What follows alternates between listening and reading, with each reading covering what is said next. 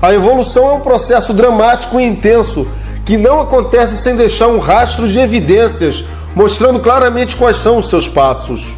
Em cada ser vivo existe um registro histórico de soluções que um dia foram adotadas por ancestrais comuns e que foram herdadas pelos seus descendentes, algumas vezes ainda funcionais, outras preservadas apenas sob a forma de cicatrizes de uma longa guerra evolucionária. Em mais um capítulo da nossa série, vamos continuar a perceber como são abundantes as evidências de que todos os organismos têm uma ancestralidade comum. Eu os convido então a me acompanhar em mais uma investigação. Munam-se de suas lupas e sobretudos e vamos em busca das evidências que se encontram no interior de cada um de nós.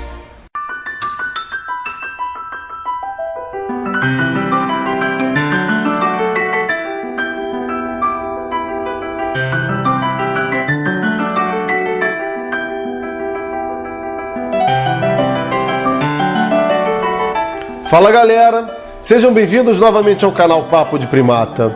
Meu nome é Davi Airola e eu gostaria de agradecer inicialmente a todos vocês que têm acompanhado e cobrado os episódios da série. Eu sei que eles demoram um pouco para sair, mas não se preocupem que eles continuam sendo produzidos com o máximo de carinho e dedicação que eu posso fazê-los. Mas não vamos nos alongar aqui muito no começo, que a gente tem muita informação para falar agora. Nos últimos episódios, analisamos as evidências fósseis e aprendemos as lições que a biogeografia tinha a nos ensinar. Percebemos que as evidências da evolução estão em todos os seres vivos, nas espécies extintas ou naquelas ainda existentes. Mas as evidências não encontram-se apenas no mundo que nos cerca. Vamos analisar agora como as características anatômicas, fisiológicas e comportamentais de todos os seres vivos demonstram a sua ancestralidade comum. E de como as soluções que a evolução encontrou só podem ter se originado do processo cego e impensado da seleção natural, e não da mesa de um designer inteligente. Vamos juntos então investigar as evidências que se encontram em nossos próprios corpos.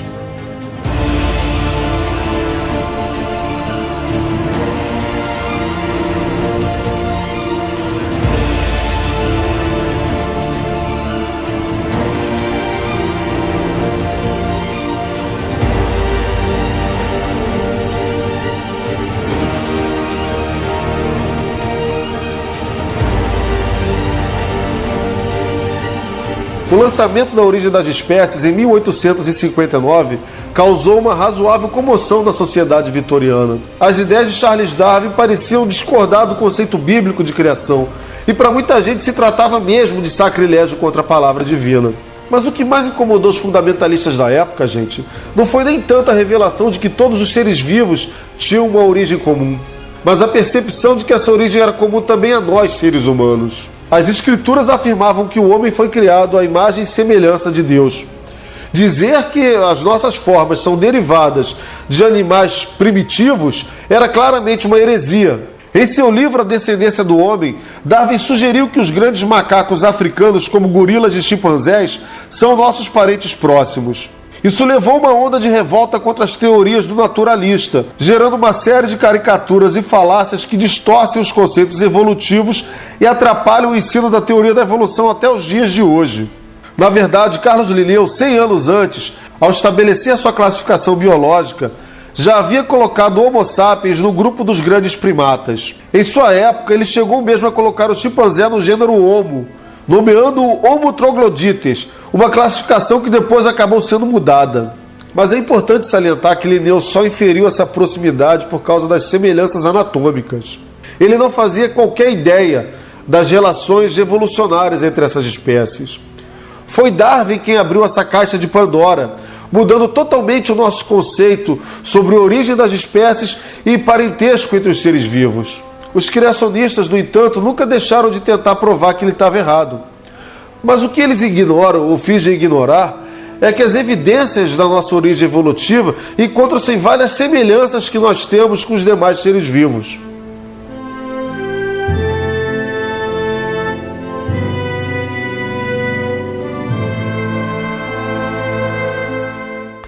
Compartilhamos muitos aspectos da nossa anatomia com os demais primatas. E muito antes da genética comprovar o nosso parentesco, as semelhanças já o demonstravam. No meu primeiro vídeo desse canal, afinal o homem descende do macaco, eu cito algumas dessas características. E eu não vou me alongar aqui e descrevê-las aqui de novo. Eu vou deixar linkado aqui embaixo para que vocês possam assistir aquele vídeo. Por hora eu quero falar de outras semelhanças. Eu quero começar lembrando que um dos argumentos mais utilizados pelos negadores da evolução é o conceito de complexidade irredutível. A ideia de que alguns sistemas biológicos não podem ter se originado por causa da evolução porque eles não funcionariam parcialmente. Ou seja, essas estruturas não poderiam ter surgido de modificações graduais e sucessivas porque esses estágios intermediários não seriam funcionais. Exemplificando, um dos elementos que geralmente é utilizado como exemplo de ser um órgão de complexidade irredutível seria o olho humano. Um órgão tão complexo que não seria possível funcionar se não fosse projetado e colocado em funcionamento, já todo pronto, com suas partes já dispostas nos locais onde deveriam estar para que ele funcionasse. Até porque meio olho não serviria para absolutamente nada. Esse é um argumento já refutado à exaustão, gente. Mas vale lembrá-lo aqui porque é justamente o contrário. Algumas das evidências evolutivas mais fortes encontram-se justamente na existência de aparatos visuais mais simples em espécies mais primitivas. Entendam, se a teoria da evolução estiver correta, organismos mais primitivos terão estruturas mais simples que organismos menos primitivos, uma vez que, em geral, a evolução caminhou no sentido de aumento de complexidade. E adivinha só, é isso que a gente encontra quando analisa os seres vivos existentes. E já que a gente citou o olho, é por ele que a gente vai começar. Os olhos mais primitivos que conhecemos surgiram justamente nos organismos mais primitivos, os seres unicelulares. Alguns deles possuem proteínas fotorreceptoras capazes de perceber a luminosidade no ambiente. Avançando no tempo e na complexidade, surgiram os ocelos de organismos multicelulares ainda muito primitivos, como os presentes em alguns quinidários. Estes olhos primitivos são formados por células fotorreceptoras e ainda são bastante simples, capazes apenas de indicar se está claro ou escuro. Após mais alguns milhões de anos, houve uma grande divisão no reino animal, com grupos evoluindo de formas diferentes e produzindo suas próprias versões de olhos, com a complexidade sempre aumentando dos seres mais primitivos para os mais modernos. Num dos grupos surgiram os artrópodes e seus olhos compostos, presentes em animais como insetos e muitos crustáceos. Já os moluscos são particularmente úteis para vermos o excepcional registro de evolução dos olhos.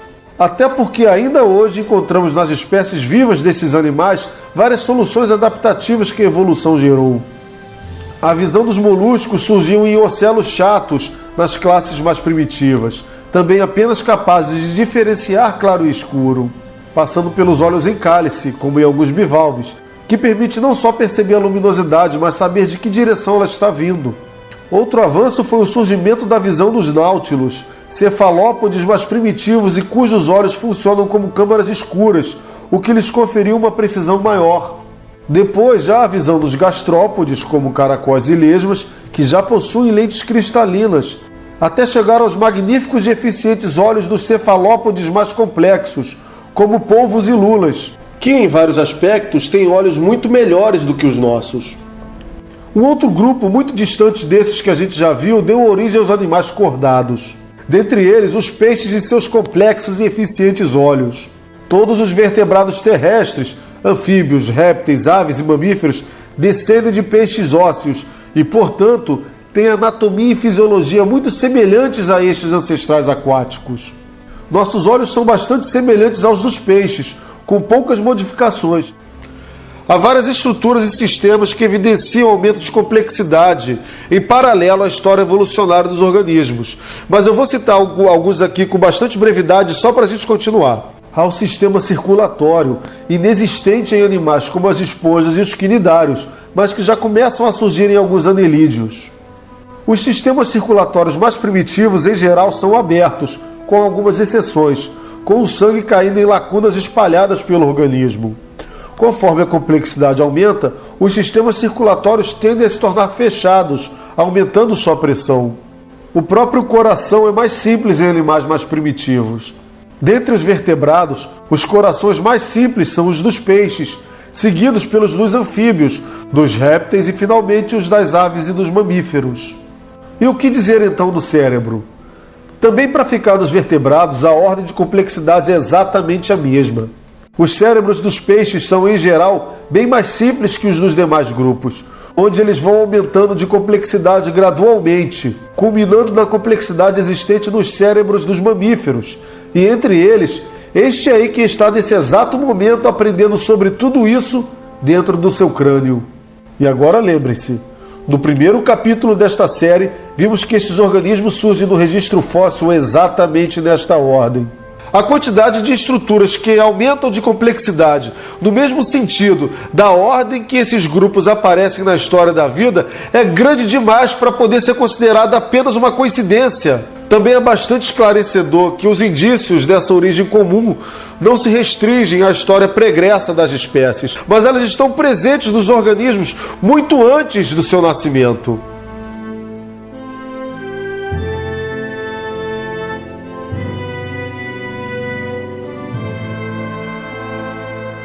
Certa vez uma senhora provocou o lendário J.B.S. Haldane, dizendo que mesmo levando em conta todos os bilhões de anos disponíveis para a evolução, ela não poderia acreditar que fosse possível passar de uma única célula a toda a complexidade existente em um corpo humano. Haldane, sempre muito espirituoso de pensamento rápido, respondeu: "Mas, madame, a senhora mesmo fez isso, e em apenas 9 meses." Desde o século retrasado, os biólogos reconhecem que uma das chaves para o entendimento da evolução morfológica, ou seja, da forma dos seres vivos, encontra-se no desenvolvimento embrionário. O próprio Darwin, quando escreveu A Origem das Espécies, considerou a embriologia a evidência mais forte da evolução. Mas vamos tomar cuidado aqui para não confundir esse entendimento com a teoria da recapitulação, que foi bastante apoiada na virada do século XIX. E que defendia que cada estágio de desenvolvimento embrionário correspondia a uma etapa da nossa história evolutiva. Ou seja, que dentro do útero materno passaríamos por etapas em que seríamos peixes, depois anfíbios, depois répteis, até finalmente mamíferos. Essa ideia, logicamente, se mostrou incorreta e hoje é totalmente desacreditada. No entanto, a embriologia tem sim diversos segredos que foram paulatinamente descobertos pelos pesquisadores e que evidenciavam a evolução das espécies. Nas últimas décadas, com o advento da biologia molecular, um verdadeiro campo de estudos desenvolveu-se para tratar desse assunto. É a biologia evolutiva do desenvolvimento, conhecida popularmente como evo-devo. E uma das coisas mais reveladoras é que essas estruturas são realmente compartilhadas por todos os vertebrados em seus estágios embrionários. Eu gostaria que vocês dessem uma boa olhada nesses embriões, todos no início do seu desenvolvimento. Embora muito semelhantes a larvas de peixes, eles são de animais totalmente diferentes. Mas em todos eles, os membros ainda estão ausentes e uma cauda é bem visível. O mais interessante e o que mais aumenta o seu aspecto de peixe é o fato de todos possuírem uma série de bolsas separadas por fendas em cada lado dos seus corpos, perto de suas futuras cabeças. São os arcos faríngeos ou arcos branquiais. Cada arco possui tecidos que futuramente se tornarão cartilagens, ossos, nervos, músculos e vasos sanguíneos. Em peixes, o primeiro arco se tornará a maxila e os demais suas guelras. Eles irão se abrir, formando vasos sanguíneos para a captação do oxigênio da água e nervos para controlar o movimento das guelras. Mas em outros vertebrados, a história é bem diferente. Nestes, esses arcos formarão estruturas totalmente diferentes. Em mamíferos, formarão os ossículos do ouvido, a trompa de Eustáquio, a carótida, a laringe e os nervos cranianos. É bastante sugestivo que órgãos tão distintos, existentes em grupos diferentes de animais, tenham se originado das mesmas estruturas embrionárias. Seriam essas evidências evolutivas? Claro que o criacionista ia dizer que não, e ele podia dizer que isso só é assim mesmo porque aquela é a melhor forma de produzir um organismo. A questão é que essa solução causa alguns problemas, e um deles é aquele encontrado no famoso caso do nervo laríngeo. Essa é a hora que os negadores da ciência começam a ficar realmente nervosos. O laríngeo é uma ramificação do nervo vago, que corre ao longo das costas a partir do cérebro. O nervo vago, nos embriões, quando ainda se parecem com peixes, vai de cima até embaixo, acompanhando as artérias branquiais e chegando até as 3 das últimas 6 guelras. Lembrem-se disso. É um caminho direto e, portanto, o mais lógico e econômico. Nos peixes adultos, esse nervo permanece na mesma posição que no estado embrionário. Mas nos demais grupos de vertebrados, uma coisa bem esquisita acontece.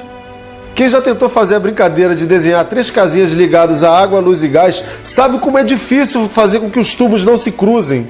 O desenvolvimento passa por um problema similar, já que em nós os vasos dos últimos arcos descem em direção ao torso para formar a aorta e o ligamento dela às artérias pulmonares. Só que se lembre que o nervo laríngeo acompanhava esses vasos, então ele tem que descer junto. Só que, entenda o problema, ele também tem que continuar ligado à laringe e ao cérebro. Então ele faz uma verdadeira gambiarra. O nervo laríngeo sai do cérebro, desce até a aorta, dá a volta na artéria e sobe de novo até a laringe. E para quê? Para nada. Isso pode parecer um desperdício pequeno. Na verdade, qualquer desperdício nesse assunto é gravíssimo, mas ok. Porém, as coisas se agravam quando vemos o exemplo da girafa. O nervo vago nesses animais sai lá de cima da cabeça, desce o pescoço, passa pela aorta e sobe aquela longa distância de novo. Ou seja, o nervo que poderia ter alguns centímetros de comprimento chega a ter 4,5 metros em uma girafa adulta. Maior do que a contorção que o pobre nervo tem que fazer é a contorção que os criacionistas têm que fazer para explicar essa doideira. Mas a ciência tem uma explicação fácil e elegante, e é por isso que essa é uma excelente evidência evolutiva. A evolução não é guiada. Ela não pode cortar e rejuntar um nervo para evitar que ele fique preso numa artéria. A evolução acontece em pequenos passos, feitos às cegas, com apenas algumas mutações disponíveis a cada geração. Essa forma inicial dos embriões foi o melhor que ela conseguiu para os peixes. Para os demais vertebrados que deles evoluíram, não surgiu nada melhor. Por isso ela continuou. Mas as espécies terrestres foram obrigadas, por pressão seletiva, a tomarem formas diferentes no decorrer do seu desenvolvimento. E foi isso que deu para fazer com recursos de possibilidades tão limitados. Se uma gambiarra resolve um problema e não é substituída por uma solução melhor, que dê mais vantagens competitivas para quem as possua, então essa gambiarra vai continuar. Uma outra coisa. A cauda embrionária é uma estrutura que costuma desaparecer em algumas espécies, como as dos grandes primatas. Nossa cauda embrionária desaparece na 8ª semana de desenvolvimento, com a perda ou fusão de algumas vértebras caudais. E a pergunta que a gente tem que fazer é, se essas caudas não têm nenhuma serventia para o embrião, por que elas surgem para desaparecerem semanas depois? Novamente a evolução tem a resposta. Esses genes responsáveis pelo desenvolvimento da cauda surgiram nos peixes. Esses genes continuam a atuar nos animais terrestres. Porém, naqueles que não têm cauda, eles só atuam enquanto não entram em ação outros genes responsáveis pelo desaparecimento da cauda. Genes esses que só surgiram no momento evolucionário posterior, em espécies que não têm cauda. A cauda só permanece nos embriões porque não houve pressão seletiva para ela desaparecer. Em outras palavras, não houve alguma mutação que gerasse embriões sem cauda que desse alguma vantagem evolucionária para os organismos que possuíssem essa mutação. E da mesma forma que ocorre com embriões humanos, embriões de outros animais também apresentam estruturas que desaparecerão antes do nascimento. Embriões de golfinhos, por exemplo, apresentam patas traseiras em seus estágios iniciais de desenvolvimento. A verdade é que, assim como a evolução, o desenvolvimento embrionário é muito conservador. Uma mudança drástica exigiria a ocorrência de várias mutações diferentes ao mesmo tempo. Embora isso seja possível, é bem compreensível que efeitos colaterais ocorridos na formação das estruturas iniciais sejam mais deletérios e fatais que aqueles que ocorrem em estruturas posteriores, derivadas, que no final podem até dar uma vantagem a qualquer organismo depois que ele nascer. As coisas que evoluíram mais tarde, portanto, tendem a aparecer no desenvolvimento embrionário num estágio posterior àquelas coisas que surgiram nos estágios iniciais e que dão vantagens a todos os organismos. E, no fim das contas, temos um embrião semelhante ao de um peixe somente porque descendemos de um ancestral semelhante a um peixe, que tinha um desenvolvimento embrionário inicial já bastante eficiente. Em alguns casos, como dos arcos faríngeos, essas estruturas continuam a se desenvolver e geram resultados diferentes dependendo da espécie do animal. E é analisando esses resultados que nós vamos agora estudar uma das mais célebres evidências evolutivas.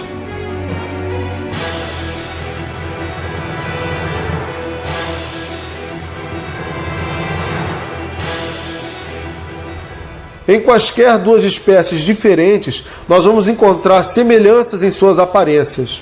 Então cabe agora a gente ressaltar que existem dois tipos de semelhanças. Uma delas é a homoplasia ou analogia. Nós dizemos que uma estrutura é homoplástica ou análoga a outra se a origem evolutiva de ambas é diferente. Ou seja, elas vieram de estruturas ancestrais diferentes, ainda que tenham sido adaptadas para a mesma forma. Nós vimos este tipo de semelhança no vídeo anterior, sobre biogeografia, quando falamos sobre evolução convergente. Não vamos então nos alongar nesse tipo aqui, só citando um exemplo rápido. As asas dos insetos, das aves e dos morcegos surgiram independentemente nestes três tipos de animais, que precisaram adotar a mesma solução para poder voar. Não havia um ancestral comum a eles que possuía uma asa que eles pudessem ter herdado. Suas asas, inclusive, são estruturalmente diferentes. Nas aves, são membros. Nos morcegos, são membranas que se estendem dos dedos das mãos às pernas. E nos insetos, são apêndices que se projetam do seu corpo. Mas as evidências das quais eu quero tratar aqui são a do outro tipo, as homologias.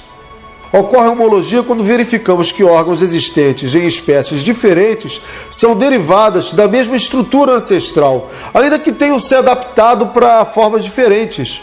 Em outras palavras, uma mesma estrutura existente em um ancestral comum deu origem a estruturas diferentes em espécies distintas descendentes. Não é à toa que as homologias estão entre as evidências mais populares, porque elas são espantosamente visíveis. Vejamos um caso muito conhecido. Todos os vertebrados com 4 membros são chamados de tetrápodes. Assim, anfíbios, répteis, aves e mamíferos são tetrápodes. Acontece que todos os tetrápodes modernos têm o padrão de membro pentadáctilo, ou seja, tem 5 dedos. E isso ocorre justamente, gente, porque todos esses grupos são descendentes de um ancestral comum que já era pentadáctilo. É claro que esses membros se modificaram pela adaptação, mas isso só aconteceu porque é mais fácil fazer esse tipo de modificação do que começar um membro do zero. Mesmo em espécies que perderam alguns desses dedos ou até membros por inteiro, essa análise pode ser feita com o estudo dos seus ossos. O importante é que cada espécie teve um membro adaptado para o seu modo de vida. Não só os ossos dos dedos, mas os membros por inteiro podem ser comparados. Como Darwin já havia percebido, a mão do homem formou-se para segurar, mas ela é estruturalmente semelhante à de uma toupeira, que adaptou-se para cavar, ou a asa de um morcego, adaptada para voar, ou ainda a nadadeira de uma baleia, adaptada para nadar. Todos os tetrápodes modernos possuem a mesma estrutura básica de membros pentadáctilos. Os ossos dos membros anteriores do ser humano são encontrados quase sem diferença ou bastante diferenciados na pata de um leão, na de um sapo, na asa de um morcego, na nadadeira de uma baleia, na pata de um cavalo e até na asa de uma ave. E, como já vimos há pouco, os arcos branquiais dos embriões se tornam estruturas diferentes em peixes e animais terrestres. Estas estruturas, tendo a mesma origem embriológica e evolutiva, também são considerados órgãos homólogos. Há várias outras homologias encontradas nos corpos dos seres vivos, inclusive no seu DNA. Elas são evidências fortíssimas da evolução, que podem ser analisadas por qualquer um que queira estudar o suficiente. Mas qual é a explicação do criacionismo para elas? Um capricho de um designer excêntrico? Bom, alguns poderiam argumentar que se trata de reaproveitamento de designs que deram certo. Mas isso seria um reaproveitamento mais trabalhoso do que começar do zero para um criador com recursos ilimitados. E de qualquer forma, esse argumento não dá conta para a próxima classe de evidências que a gente vai estudar agora.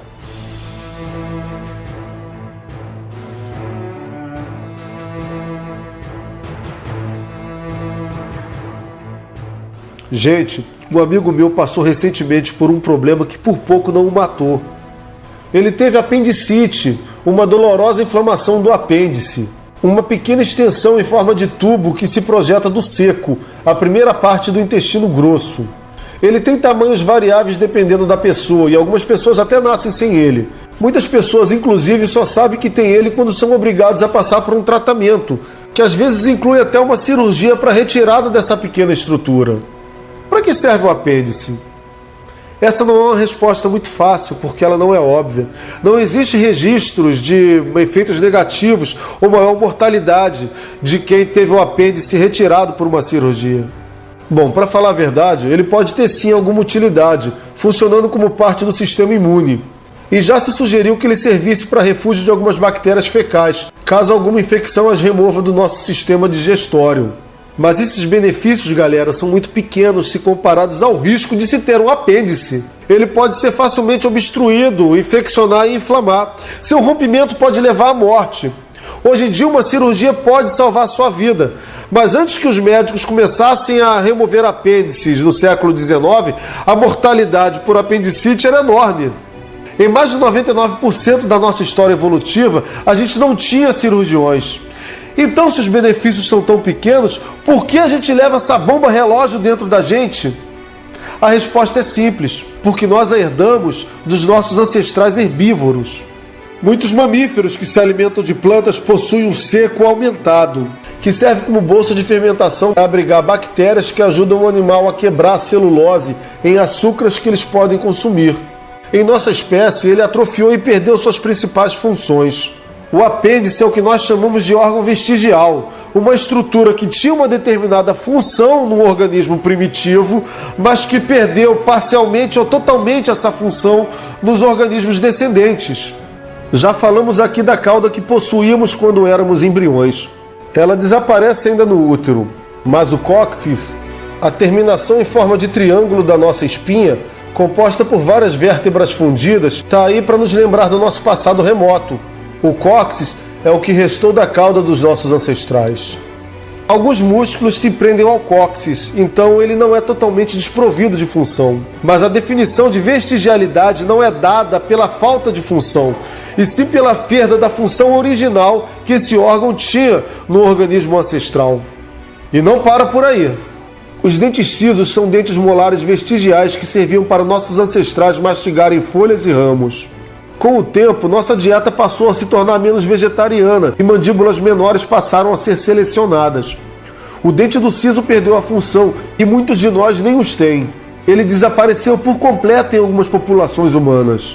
Ainda assim, ele nasce em muitos jovens, não raro causando inflamações, dores e até deformações da mandíbula, de modo que em alguns casos eles devem ser cirurgicamente retirados. Você quer ver uma evidência da evolução nesse exato momento? Observe os seus olhos no espelho. Você vai perceber uma fina membrana no canto de cada um dos seus olhos. Esta membrana tem o nome de plica semilunares e é um vestígio da membrana nictitante presente em peixes, répteis e aves e que serve para proteger e limpar o globo ocular. Em nossa espécie, esta estrutura ajuda a manter a drenagem lacrimal e permite uma maior rotação do globo ocular. E não são apenas estruturas, nós também temos comportamentos vestigiais. Talvez você tenha algum dia reparado a propensão que os bebês muito jovens têm de agarrar qualquer coisa que toque a palma de sua mão. É um reflexo que começa a ser apresentado ainda no útero e permanece no bebê até cerca de 3 meses de idade. Basta que você encoste o seu dedo na mãozinha do bebê e ele vai fechar a mão prendendo o seu dedo com força suficiente para sustentar o seu próprio peso durante alguns segundos. Este, gente, é o chamado reflexo de preensão palmar, um comportamento primitivo, provavelmente oriundo de uma época em que os nossos ancestrais, quando bebês, precisavam se segurar nos pelos das suas mães para não caírem. De fato, este comportamento involuntário é tão forte que os bebês também tentam fechar os pés, com o reflexo de preensão plantar, algo que só era possível quando tínhamos pés semelhantes a mãos, como ocorre nos demais primatas. Mas ainda adultos temos alguns comportamentos primitivos. Você já sentiu um arrepio? Quando passamos por um momento de estresse ou quando sentimos frio, nossos pelos se eriçam. Este é outro reflexo vestigial de quando nossos ancestrais peludos eriçavam seus pelos para parecerem maiores frente a uma ameaça, como fazem os gatos, por exemplo. Ou quando precisávamos aumentar o volume da nossa camada de pelos para nos isolar termicamente do frio exterior, nos mantendo aquecidos. Vestígios existem em diversos animais, e a gente poderia se alongar aqui fazendo uma lista enorme. Mas a gente precisa continuar a nossa investigação. Não sem antes falar de 3 estruturas vestigiais que não podem ficar de fora de nenhuma lista. Olhos vestigiais, presentes em animais que vivem em ambientes onde há pouca ou nenhuma luz, como algumas toupeiras, peixes ou invertebrados que evoluíram de animais com olhos funcionais, mas que se tornaram cegos ou quase cegos, já que o custo para se manter olhos totalmente operacionais é grande demais para organismos que não precisam deles. Asas que não servem para voarem, kiwis, casuares, emas, avestruzes, pinguins e outras mais. Elas podem até existir em algumas dessas espécies com outra função, mas estruturalmente ainda é uma asa de ave, herdada de seus ancestrais voadores. Ossos pélvicos existentes em mamíferos que evoluíram de tetrápodes, mas que hoje não possuem as 4 patas. Estes órgãos reveladores podem ser encontrados em algumas baleias e em algumas serpentes.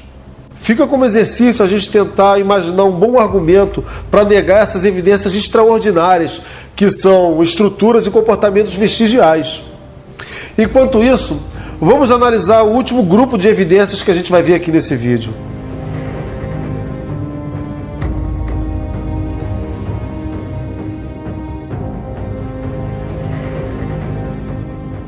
E essa é a terceira vez que a gente vai falar da cauda que nós possuímos quando éramos embriões.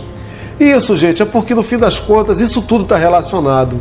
A cauda embrionária é uma lembrança antiquíssima do nosso passado remoto, de quando nem mamíferos éramos. Só que ocorre, gente, que algumas vezes os genes responsáveis por fazerem a cauda desaparecer não são ativados. Eles falham. E aí, gente, o que acontece é que nasce um ser humano com rabo. Isso mesmo, seres humanos com cauda, algumas vezes acompanhados de uma musculatura desenvolvida que os permite até mesmo sacudi-la. Felizmente, para essas pessoas, essa cauda pode ser retirada através de uma cirurgia. Essa cauda é um tipo de atavismo, o ressurgimento em alguns indivíduos de uma característica presente em espécies ancestrais, mas que já não se encontra mais presente na espécie descendente. Eles diferem dos traços vestigiais porque ocorrem apenas ocasionalmente e não em todos os indivíduos. E só acontecem porque os genes que produzem aquelas características estão presentes na espécie descendente, só que inativos.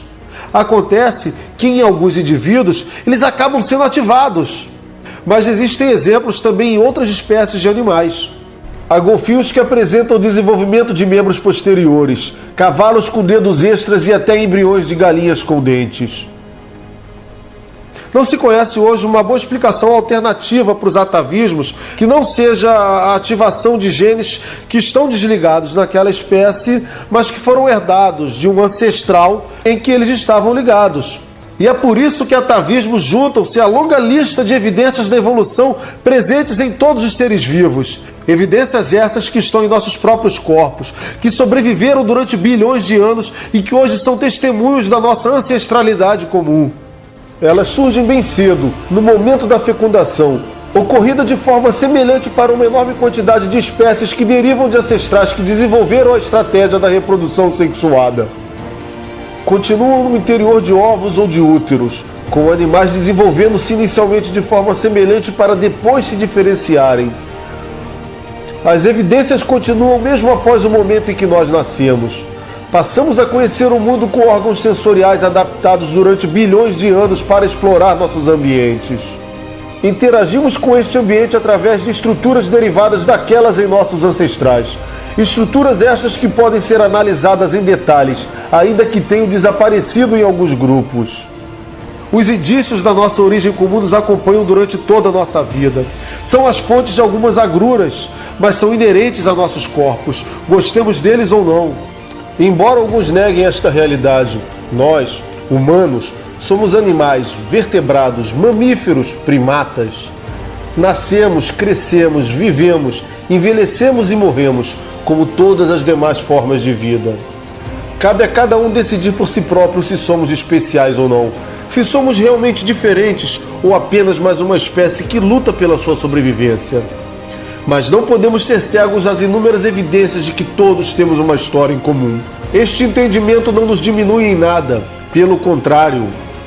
Ter conhecimento do nosso parentesco com as demais espécies nos torna mais humildes, solidários, respeitosos e tolerantes.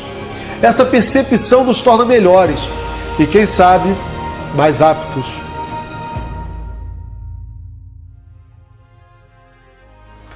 Bom, galera, chegamos ao final de mais um vídeo da nossa série. E eu sei que muitos de vocês devem estar se perguntando duas coisas. A primeira é se eu não vou falar sobre erros de projeto nos organismos. Na verdade, eu vou falar sim, mas num outro vídeo que deve ser adendo a essa série. E a outra pergunta deve ser: cadê as evidências genéticas? Elas estão em nossos corpos, não estão? Sim, eles estão. Mas esse vídeo já ficou muito grande.